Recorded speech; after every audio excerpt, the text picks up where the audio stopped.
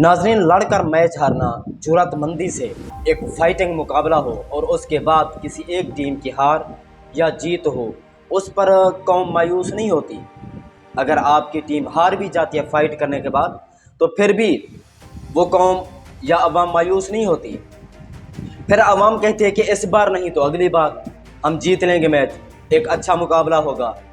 लेकिन ये है कि उस हार से अपने आप को मज़ीद आप बेहतर कर सकते हैं। आप अपना कॉन्फिडेंस, आप उससे कुछ सीखते हैं, अपना कॉन्फिडेंस जो है आप उसको हाई करते हैं। आप पॉइंट आउट करते हैं कि ये हमसे गलतियां हुई हैं जो अगले मैच में, अगले मुकाबले में हमने नहीं करनी। लेकिन ये हम कल के मैच में सिर्फ हारे नहीं हैं, बल्कि एक ज़बरदस्त किस्म की फेंटी लगी है।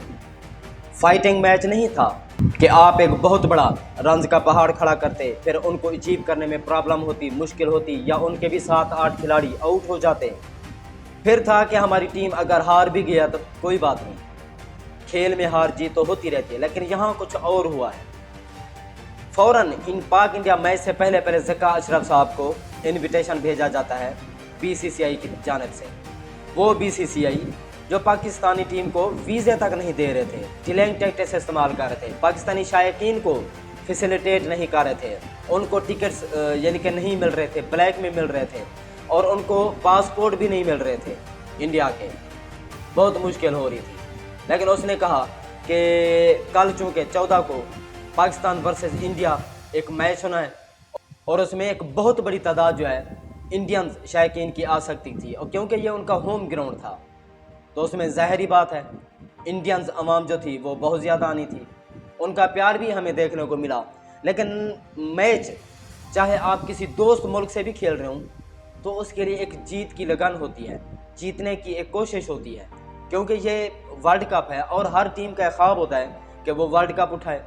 जिस तरह इमरान खान साहब, इतनी अच्छी परफॉर्म भी नहीं थी उस वक्त, लेकिन इमरान खान साहब का एक आज़म था कि हम कर सकते हैं, हम करेंगे, हम जीतेंगे।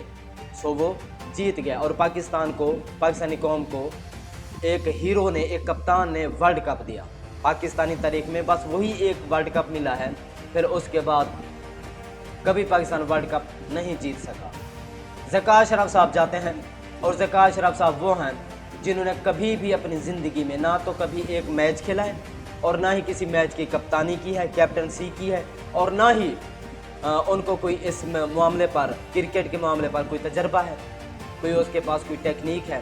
वो चले जाते हैं वहाँ इंडिया में पाकिस्तानी टीम को मोटिवेट करने, उल्टा वो डीमोटिवेट करके आ गए। उनके चेहरे देखें, जो एक मीटिंग हो रही थी उसमें चेहरे देंगे पाकिस्तानी खिलाड़ियों के कि जैसे वो जो टेक्निक दे रहे हैं कभी उन्होंने अपनी लाइफ में सुनी ही नहीं, किसी कोच के मुंह से या किसी हेड कोच या किसी कप्तान के मुंह से कभी सुनी ही ना हो।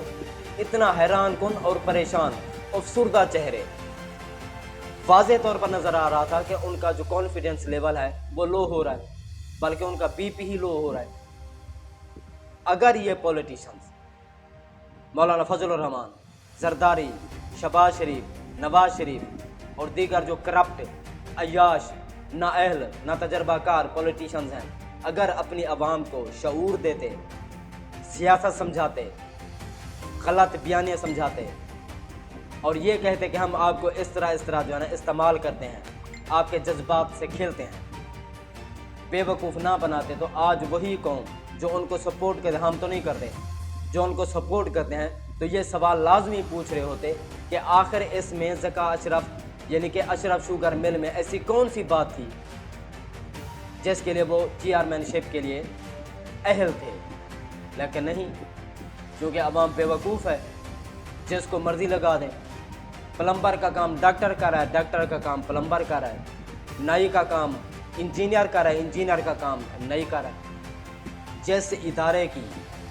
जिस इदारे के सरबराह की, चाहे सरकारी हो या कोई बड़ा या छोटा इदारा हो, उसकी सिलेक्शन नवाज शरीफ, शहबाज शरीफ, जरदारी साहब, बिलावल साहब या मौलाना फजलुर रहमान साहब करेंगे, तो उसका रिज़ल्ट फिर यही आना, मैच ही बेच कर वापस आना। 80% इसमें आपको किसी किस्म का शक होना नहीं चाहिए कि ये मैच फिक्स नहीं हुआ।